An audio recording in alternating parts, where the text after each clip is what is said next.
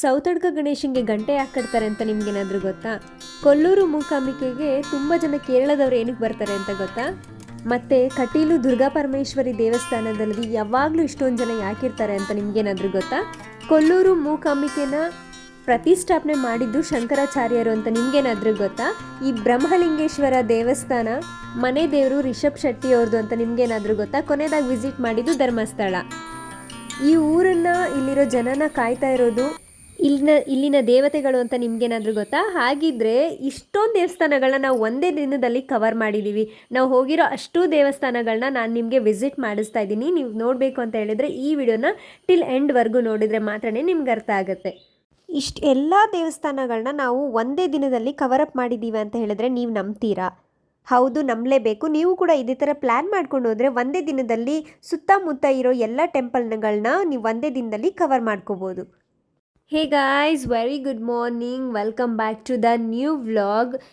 ಈ ವ್ಲಾಗಲ್ಲಿ ಬೆಳಗ್ಗೆನೆ ನಾನು ನಿಮಗೆ ಇಷ್ಟೊಂದು ದೇವರುಗಳನ್ನ ವಿಸಿಟ್ ಮಾಡಿಸ್ತಾ ಇದ್ದೀನಿ. Welcome back again new vlog guys. ನಾನು ನಿಮ್ಮ ಪ್ರೀತಿಯ ಶ್ವೇತಾ ಶೇಷಾದ್ರಿ. ನನ್ನ ಬ್ಯಾಕ್ಗ್ರೌಂಡಲ್ಲಿರೋ ಹಿಂದೆಗಡೆ ನೇಚರ್ನ ನೋಡಿದ್ರೆ ಗೊತ್ತಾಗಿರುತ್ತೆ ನಾವು ಬೆಂಗಳೂರಲ್ಲಿಲ್ಲ ಅಂತ ಹೇಳ್ಬಿಟ್ಟು. ನಾವಿವಾಗ ಕುಂದಾಪುರಕ್ಕೆ ಬಂದಿದ್ದೀವಿ ಶೇಷು ಅವ್ರ ಫ್ರೆಂಡ್ ಮನೆಗೆ. ಏನಕ್ಕಂದರೆ ನಾವು ಸ್ವಲ್ಪ ಟೆಂಪಲ್ಗೆ ಹೋಗೋದು ಪ್ಲ್ಯಾನ್ ಇತ್ತು. ಹಾಗಾಗಿ ನಾವು ಒನ್ ಡೇ ಇವ್ರ ಮನೇಲಿ ಸ್ಟೇ ಮಾಡಿಬಿಟ್ಟು ಅದರ ನೆಕ್ಸ್ಟ್ ಡೇ ಇಲ್ಲಿಂದನೇ ಪ್ಲ್ಯಾನ್ ಮಾಡ್ಕೊಂಡಿದ್ದೀವಿ ಟೆಂಪಲ್ಗೆ ಹೋಗೋಣ ಅಂತ ಹೇಳಿ.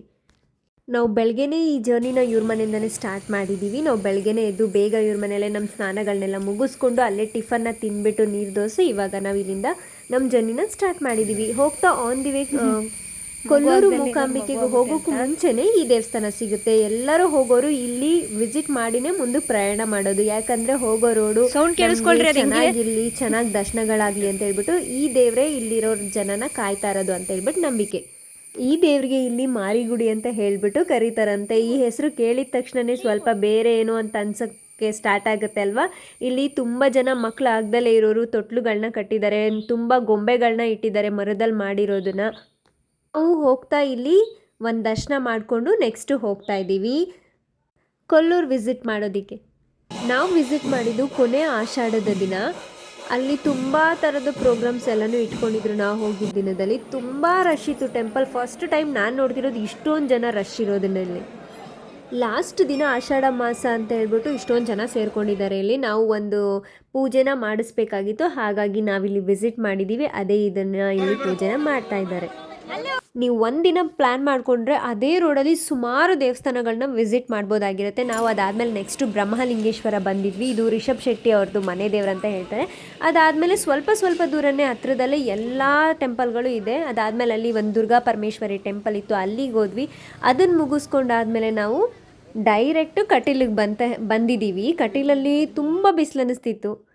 ಅಷ್ಟು ಮಳೆ ಬಂದಿದ್ರು ನಮ್ಗೆ ಎಷ್ಟು ಸೆಕೆ ಆಗ್ತಿತ್ತು ಇಲ್ಲಿ. ನಾವು ಒಂದೇ ದಿನದಲ್ಲಿ ಇಷ್ಟೊಂದು ದೇವಸ್ಥಾನಗಳನ್ನ ಕವರ್ ಮಾಡಬೇಕಿತ್ತಲ್ವ. ಸೊ ಹಾಗಾಗಿ ಸ್ವಲ್ಪ ವ್ಲಾಗ್ ಎಲ್ಲ ಕಮ್ಮಿ ಆಗಿದೆ. ನೀವು ಆಚೆ ಕಡೆಯಿಂದನೇ ಇಲ್ಲಿ ಲೈವ್ ಆಗಿ ದೇವ್ರನ್ನ ತೋರಿಸ್ತಾ ಇರ್ತಾರೆ ನೋಡಿ, ಇಲ್ಲಿಂದನೇ ನೀವು ನೋಡ್ಕೋಬೋದು. ಕಟೀಲು ದುರ್ಗಾ ಪರಮೇಶ್ವರಿ ನನ್ನ ಯಾರು ವ್ಲಾಗ್ ನೋಡ್ತಾ ಇದ್ದೀರಾ ಅವರಿಗೆ ಇಲ್ಲಿಂದನೇ ದರ್ಶನ ಮಾಡ್ಕೋಬೋದು. ದೇವಸ್ಥಾನ ಅಷ್ಟು ದೊಡ್ಡದಾಗಿದ್ರು ದೇವ್ರು ಮಾತ್ರ ಒಳಗಡೆ ಪುಟಾಣಿದಾಗಿ ಇಷ್ಟೇಷ್ಟಾಗಿ ಕಾಣಿಸುತ್ತೆ. ಮತ್ತು ಅಲ್ಲಿರೋ ನಂದಿನಿ ನದಿ ಕೂಡ ಫುಲ್ ತುಂಬೋಗಿದೆ. ನಾವು ಕೊನೆಯದಾಗಿ ಬರಬೇಕಾದ್ರೆ ಫುಲ್ ಸಂಜೆ ಆಗಿಬಿಟ್ಟಿತ್ತು. 5 o'clockವರೆಗೂ ಧರ್ಮಸ್ಥಳ ಓಪನ್ ಇಲ್ಲ. ವೆಯ್ಟ್ ಮಾಡ್ಕೊಂಡು ಧರ್ಮಸ್ಥಳ ನೋಡ್ಕೊಂಡು ಆನ್ ದಿ ವೇ ನಾವು ಬರ್ತಾ ಲಾಸ್ಟ್ ಸೌತಡ್ಕ ವಿಸಿಟ್ ಮಾಡಿದ್ವಿ. ನಾವು ಕೂಡ ಇಲ್ಲಿ ಗಂಟೆನ ತೊಗೊಂಡು ಗಂಟೆ ಕಟ್ತಾ ಇದ್ದೀವಿ. ನೀವು ಯಾರೆಲ್ಲ ಇನ್ನೂ ಸೌತಡ್ಕ ನೋಡಿಲ್ಲ, ಬರ್ತಾ ಆನ್ ದಿ ವೇ ಧರ್ಮಸ್ಥಳ ಮುಗ್ದಿದ ತಕ್ಷಣ 2 ಕಿಲೋಮೀಟ್ರದಲ್ಲಿ ನಿಮಗೆ ಸೌತಡ್ಕ ಗಣೇಶ ಸಿಗುತ್ತೆ. ಇದು ಇವಾಗ ತುಂಬ ಫೇಮಸ್ ಆಗಿ ಹೋಗ್ಬಿಟ್ಟಿದೆ. ಬಂದಾಗೆಲ್ಲ ನಾವಿಲ್ಲಿ 1 ಗಂಟೆ ಕಟ್ಬಿಟ್ಟು ಹೋಗಿರ್ತೀವಿ. ಮನಸ್ಸಲ್ಲಿ ಏನೋ ಒಂದು ಅಂದ್ಕೊಂಡು ಹೋಗಿರ್ತೀವಿ, ನಮ್ಗೆ ಅದು ನೆರವೇರಿದೆ, ಅದಕ್ಕೋಸ್ಕರ ನಾವಿಲ್ಲಿ ಗಂಟೆ ಕಟ್ತಾ ಇರೋದು. ನೀವು ಯಾರಾದರೂ ಏನಾದರೂ ಅಂದ್ಕೊಂಡು ಆ ಕೆಲಸ ಆಗಿದೆಯಾ, ಬಂದು ಗಂಟೆ ಕಟ್ಟಿದ್ದೀರಾ ಅಂತ ಹೇಳಿಬಿಟ್ಟು ಕಮೆಂಟ್ ಮಾಡಿ. ನಾವು ಅಲ್ಲಿ ಬೆಳಗ್ಗೆ ಮನೆ ಬಿಟ್ಟಿದ್ದು 8 o'clockಗೆ. ನಾವು ಬೆಂಗಳೂರಿಗೆ ಹೋಗಿ ರೀಚ್ ಆಗೋ ಅಷ್ಟರಲ್ಲಿ 2 o'clock ಆಗೋಗ್ಬಿಟ್ಟಿತ್ತು. ಸೊ ನಾವು ಬರ್ತಾ ಫುಲ್ಲು ಹೊಟ್ಟೆ. ಇದು ಹಾಸನಿಂದ ಸ್ವಲ್ಪ ಹಿಂದೆ ಅಂತ ಅನಿಸುತ್ತೆ. ಮೇ ಬಿ ನಾನು ಅಷ್ಟೊಂದು ಸರಿಯಾಗಿ ಇದು ಊರ ಹೆಸರು ನೋಡಲಿಲ್ಲ. ಇಲ್ಲಿ ಶಿವಸೂರ್ಯ ಅಂತ ಹೋಟೆಲ್ಲು ಸಖತ್ತಾಗಿದೆ. ನೀವು ಬರ್ತಾ ಇರೋರು ಆನ್ ದಿ ವೇ ಒಂದ್ಸರಿ ವಿಸಿಟ್ ಮಾಡಿ. ಫುಡ್ಡು ಸಖತ್ತಾಗಿದೆ. ನನಗಂತೂ ಇದು ವರ್ತ್ ಇಟ್ ಅಂತ ಅನಿಸಿದೆ. ನೀವು ಯಾರು ಹೋಗೋರು ಆನ್ ದಿ ವೇ ಏನಾದರೂ ಅಲ್ಲಿಗೆ ವಿಸಿಟ್ ಮಾಡ್ತಾ ಇದ್ದಾರೆ ಮಾಡ್ಕೊಂಡು ಹೋಗ್ಬೋದು. ಎಕ್ಸಾಕ್ಟ್ ಲೊಕೇಶನ್ ಇದು ಬಂದ್ಬಿಟ್ಟು ಸಕಲೇಶ್ಪುರ ಆಗಿರುತ್ತೆ. ನೀವು ಒಂದ್ಸತಿ ವಿಸಿಟ್ ಮಾಡಿದ್ರೆ ನೆಕ್ಸ್ಟ್ ಟೈಮ್ ಇದೇ ರೋಡಲ್ಲಿ ಹೋಗ್ಬೇಕಾದ್ರೆ ಮತ್ತೆ ಇದೇ ಹೋಟೆಲ್ನ ವಿಸಿಟ್ ಮಾಡ್ತೀರಾ. ಬೇರೆ ಬೇರೆನು ಅಲ್ಲ, ಇಲ್ಲಿ ಗೊತ್ತಾಗಲ್ಲ. ತಡೀರಿ, ಏನು ಮಾಡ್ಕೊಡ್ಸಿದಾರಪ್ಪ? ತೋರಿಸ್ಲಾ ಒಂದು ನಿಮಿಷ, ನಿಮಗೆ ತೋರಿಸ್ಲಾ? 1 2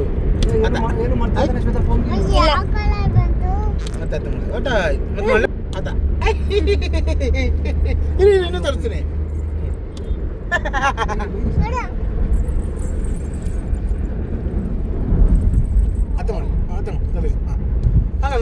ನಾನು ತೋರಿಸ್ತೀನಿ. ಶಾನು ನಾನು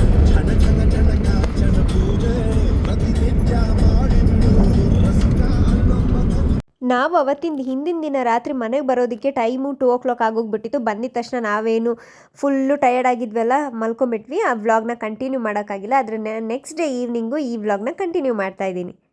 ಶೇಷ್ ಅವರು ತುಂಬ ದಿನ ಆದಮೇಲೆ ಮ್ಯಾಗಿ ತಿನ್ನಬೇಕು, ಅದು ಕೂಡ ಡ್ರೈ ಮ್ಯಾಗಿ ಮಾಡಿಕೊಡು ಅಂತ ಕೇಳಿದರು. ಅದಕ್ಕೋಸ್ಕರ ಅವರಿಗೆ ಇಲ್ಲಿ ಡ್ರೈ ಮ್ಯಾಗಿ ಮಾಡಬೇಕಂತ ಹೇಳ್ಬಿಟ್ಟು ಪ್ರಿಪೇರ್ ಮಾಡ್ತಾಯಿದ್ದೀನಿ. ನಾರ್ಮಲ್ ಮ್ಯಾಗಿ ತಿನ್ನೋದಕ್ಕೂ ಡ್ರೈ ಮ್ಯಾಗಿ ತಿನ್ನೋದಕ್ಕೂ ಡಿಫ್ರೆಂಟ್ ಇದೆ. ಅದು ನಾರ್ಮಲ್ ಮ್ಯಾಗಿ ತಿನ್ನೋದಕ್ಕೆ ಸ್ವಲ್ಪ ಸೂಪ್ ಥರ ಇರುತ್ತಲ್ವ, ಡ್ರೈ ಮ್ಯಾಗಿ ನೀರನ್ನೆಲ್ಲ ಸೋಕ್ ಮಾಡಿಬಿಟ್ಟು ಮಾಡೋದು ತುಂಬ ಚೆನ್ನಾಗಾಗುತ್ತೆ. ಒಂದ್ಸಲ ನೀವು ಕೂಡ ಟ್ರೈ ಮಾಡಿ. ನೀವು ಮೊದಲೇ ಮ್ಯಾಗಿನ ಬಿಸಿನೀರಲ್ಲಿ ಹಾಕಿಬಿಟ್ಟು ಆಫ್ ಬಾಯ್ಲ್ ಮಾಡಿಕೊಂಡು ನೀರನ್ನ ತೆಗೆದಿಟ್ಕೊಂಡಿರಬೇಕು. ಅದಾದಮೇಲೆ ಈ ಥರ ಸ್ವಲ್ಪ ಆನಿಯನ್, ಕ್ಯಾಪ್ಸಿಕಮ್, ಟೊಮೆಟೊ ಮತ್ತು ಇದ್ರ ಜೊತೆಗೆ ನೀವು ಕ್ಯಾರೆಟು ಇದನ್ನೆಲ್ಲನೂ ಕೂಡ ಹಾಕೋಬೋದು. ಇದನ್ನೆಲ್ಲ ಒಗ್ಗರಣೆ ಮಾಡಿಕೊಂಡು ಅದರೊಳಗಡೆ ಏನು ನಿಮಗೆ ಪೌಡರ್ ಕೊಟ್ಟಿರ್ತಾರಲ್ವ, ಮ್ಯಾಗಿ ಪೌಡರು, ಅದನ್ನು ಹಾಕ್ಕೊಂಡು ಚೆನ್ನಾಗಿ ಈ ಥರ ಫ್ರೈ ಮಾಡ್ಕೊಳ್ಳಿ. ಅದಾದಮೇಲೆ ನೀವು ಸ್ವಲ್ಪ ಇದಕ್ಕೆ ಖಾರದ ಪುಡಿನೂ ಸೇರಿಸ್ಕೊಳ್ಳಿ, ಸ್ವಲ್ಪ ಉಪ್ಪನ್ನು ಕೂಡ ಸೇರಿಸ್ಕೊಳ್ಳಿ. ಚೆನ್ನಾಗಿ ಈ ಥರ ಫ್ರೈ ಆದಮೇಲೆ ಆಲ್ರೆಡಿ ನೀವು ಏನು ಮ್ಯಾಗಿನ ಬೇಯಿಸ್ಕೊಂಡು ಇಟ್ಕೊಂಡಿರ್ತೀರಲ್ವ, ಆಫ್ ಮಾಡಿಕೊಂಡು ಆಫ್ ಬಾಯ್ಲ್ ಮಾಡಿಕೊಂಡು ಆ ಮ್ಯಾಗಿನ ಇದ್ರೊಳಗಡೆ ಹಾಕಿ ಚೆನ್ನಾಗಿ ಈ ಥರ ಮಿಕ್ಸ್ ಮಾಡ್ಕೋಬೇಕು. ಇದು ಏನು ಮಿಕ್ಸ್ ಮಾಡ್ಕೊಬೇಕಾದ್ರೆ ಆ ಕಡೆ ಈ ಕಡೆ ಎರಡೂ ಈ ಥರ ಸೌಟ್ಗಳನ್ನ ಇಟ್ಕೊಂಡು ಮಿಕ್ಸ್ ಮಾಡಿಕೊಂಡ್ರೆ ಫುಲ್ಲಾಗಿ ನೀಟಾಗಿ ಎಲ್ಲ ಕಡೆ ಮಸಾಲ ಕವರ್ ಆಗುತ್ತೆ.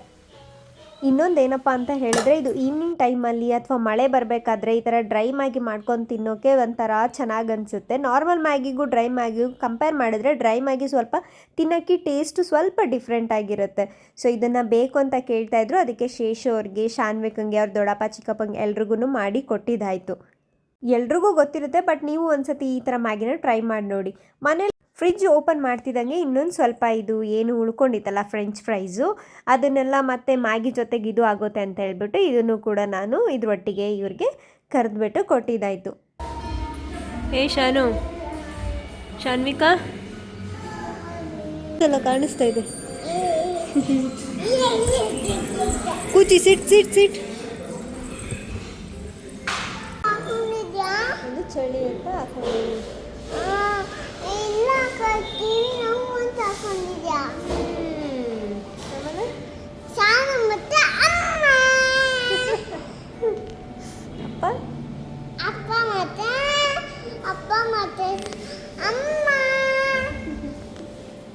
ನಮ್ಮ ಮೇಡಮ್ ಅವರು ಐಸ್ ಕ್ರೀಮ್ ಅಂತ ಕೇಳ್ತಾ ಇದ್ರು. ಹಾಗೆ ಅವ್ರಿಗೆ ಐಸ್ ಕ್ರೀಮ್ ಕೊಡಿಸ್ಬೇಕಂತ ಹೇಳ್ಬಿಟ್ಟು ಅವ್ರ ಅಪ್ಪ ಇಲ್ಲಿ ಕರ್ಕೊಂಡು ಬಂದಿದ್ದಾರೆ. ಕರ್ಕೊಂಬಂದೆ ತಲೆ ಹಟ್ಟೆ ನೋಡಿ.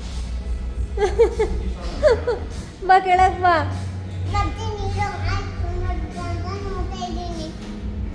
ಏನು ಅವಳು 20ವರೆಗೂ ನಂಬರ್ಸ್ ಹೇಳ್ತಾಳೆ. ಇವಾಗ ಅವಳು ಬರುತ್ತೆ ಹೇಳಿದ್ರೆ ಮಾತ್ರ ಐಸ್ ಕ್ರೀಮ್.